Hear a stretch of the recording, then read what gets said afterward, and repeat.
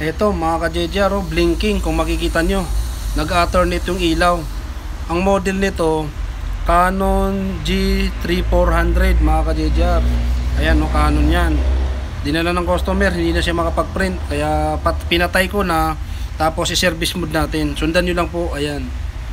7 blinks yan, kaya yan, no? Ayan. Nung na-service mode natin, pagka nag-steady na yung ilaw, gagamit na tayo ng reset tools. Yan, mayroon na kami noon nasa PC. Kung wala pa kayo, maghanap na lang po kayo ng mga free download. Kasi hindi po tayo pwedeng maglagay sa video link o description na nakaka-copyright yung natin, na kakaroon ng violation yung video natin. Hanggang ngayon, yung warning sa video ko andun pa rin, hindi ko matanggal-tanggal. Ayan, punta tayo sa reset tools. Ay, hindi yan.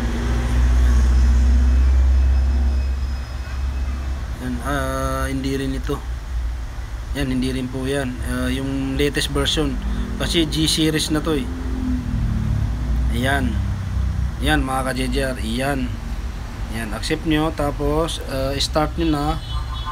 Yan, tapos yung sa gitna lang mga ka-JJR. Wala nang ibang pipindutin, gitna lang. Yan, tapos magre-restart yung printer nyo na mapupunta siya doon, mag-initializing siya. Ayan, kung makikita nyo, nag-print siya. Diyan yung makikita na receipt na kasi 00 na. O yan, automatic yan. Ayan o, steady na. Kaya yun, patayin nyo.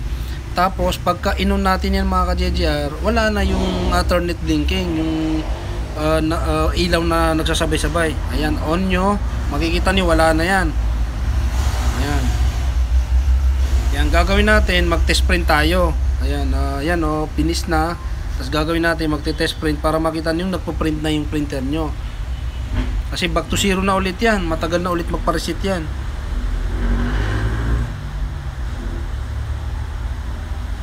Yan, standby lang. Ayan, okay na.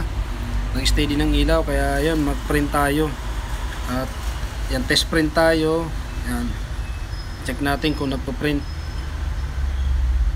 Yan, pag nag-print na yan mga ka-JJR, yan, indication na na-reset na. Tapos yung kaninang nakita yung 00, reset na po yun. Kare-reset lang kaya medyo nag-initializing.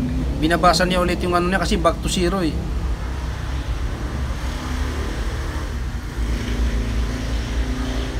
Yan, pakita ko yung ano, yung model Canon G series mga ka-JJR.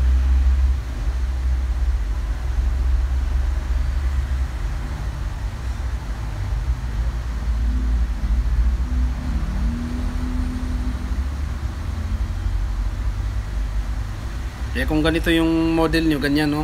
Parang mga ano rin to eh, 3010, 4010, 3000. Yan. Ayan, lalabas na yung ano, yung test print. Tapos na siya mag-initialize. Ayan no, mga ka-JJR, na nakakapag-print na siya, mga documents. Yan, kaya ayan, oh, goods na goods na. Kaya ito, yung model, tapos yung 0 na pinili natin. Kaya